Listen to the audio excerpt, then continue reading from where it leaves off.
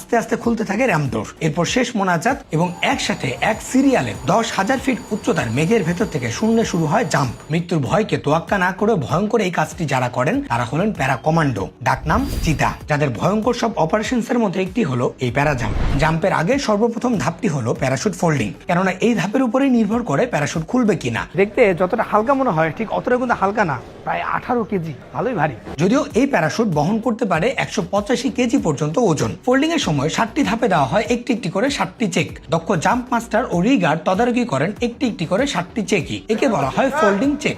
একেবারে শেষ ধাপে রিজার্ভ প্যারাশুটের ঠিক নিচেই ভাঁজ করে সেট করা হয় মেইন প্যারাশুট। এই হচ্ছে দুটো প্যারাশুট, এটা মেইন প্যারাশুট, এটা হচ্ছে রিজার্ভ প্যারাশুট। ইউজুয়ালি এরকম একটা মেইন প্যারাশুট ভাঁজ করতে সময় লাগে 10 থেকে 12 মিনিট, কিন্তু এই রিজার্ভ প্যারাশুট ভাঁজ করতে সময় লাগে 3 থেকে 6 ঘন্টা পর্যন্ত। গোছানো প্যারাশুট এবার আনা হয় রিপোর্টিং লোকেশনে। এখানে সবগুলো আনলোড করে অ্যারেঞ্জ করা হয় চেক করার জন্য। একে বলা হয় অ্যারেঞ্জ চেক। ঠিকমতো অল্টিমিটার থেকে শুরু করে হেলমেট, প্যারাশুট ও অন্যান্য ডিভাইস শরীরের সাথে সেট করার পর্বটা শেষ করে ফেলতে হয় এখানেই। এর পরপরই দেওয়া হয় আরেকটি চেক, একে বলা হয় ওয়ারিং চেক। মাঝে মাঝে কমান্ডোদের মনোবল বাড়াতে দেখতে আসেন ব্রিগেড কমান্ডার নিজেও। এমনকি গ্রাউন্ডের সর্বশেষ পরিস্থিতি সম্পর্কে পাথফাইন্ডার হিসেবেও ধারণা দেন তিনি। ফাইনালি তারা প্রস্তুত হলে শুরু হয় বিশেষ দোয়ার পর্ব, যেখানে আবারও মনে করিয়ে দেয় সৃষ্টিকর্তার প্রতি তাদের অগাধ বিশ্বাস এবং প্রমাণ করিয়ে দেয় তাদের শক্তিশালী ইমানি পরিচয়। দোয়া মোনাজাত শেষে কমান্ডোরা একে একে এগিয়ে যান এয়ারক্রাফটের দিকে। আজ এখানে এয়ারক্রাফট হিসেবে ব্যবহৃত হচ্ছে আর্মি এভিয়েশনের কাসা C-295W। অত্যাধুনিক এই উড়োজাহাজ বাংলাদেশ সেনাবাহিনীতে যুক্ত হয় 2017 সালে। তবে প্রয়োজন বা কাজের ভিন্নতা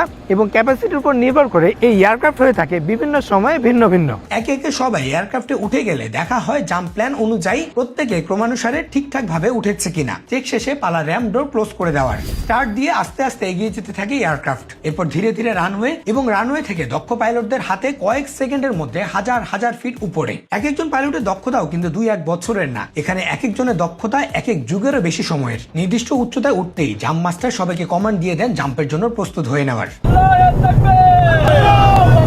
এর পরপরই আরেকবার সবাইকে চেক করা হয় যেন সবার প্যারাশুট থেকে শুরু করে সবকিছু ঠিকঠাক আছে কিনা। একে বলা হয় ফাইনাল ওয়ারিং চেক। সব চেক শেষে করা হয় আরেকটি দোয়া। পাইলট আস্তে আস্তে র্যাম ডোর খুলে দেন। তবে এখানে যারা আছেন সবার একটি নির্দিষ্ট হাইট ফিক্স করা, অর্থাৎ নির্দিষ্ট একটি হাইটে যাওয়ার পরে সবাই এখান থেকে জাম্প করবেন। প্রচন্ড বেগে বাতাস ঢুকতে থাকে। নিচে মেঘ ছাড়া আর কিছুই দেখা যায় না। যা দেখা যায় তা খুবই ক্ষুদ্র।